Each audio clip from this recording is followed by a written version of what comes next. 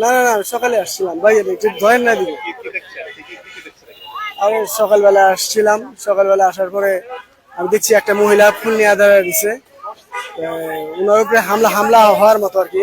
ফুল দেওয়ার জন্য আসছে আমি বলছি আপনি যে দেশের এই পরিস্থিতি আপনি কেন ফুলটা নিয়ে আসছেন হ্যাঁ আপনি 16 বছর তো ফুল দিচ্ছেন আপনি এই 2-4 বছর ফুল না দিলেন কি হয়েছে হ্যাঁ মানে ওনার উপর ওনার ফুল টুল ছিঁড়া ফেলাইছে মানে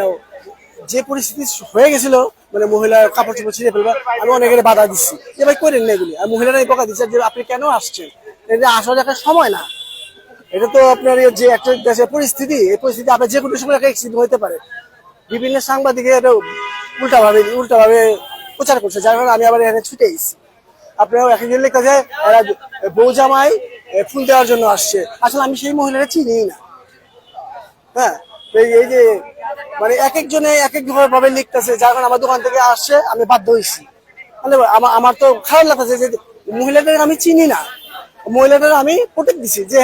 মহিলা মানুষ যাতে কেউ তার সাথে টাচ না করে আমি দেখবেন ভিডিও প্রত্যেকটা ভিডিওতে আমি ওনাকে সেভ করার চেষ্টা করি মহিলারা আমি 2-4টা কথা বলছি যে আপনি কেন আসছেন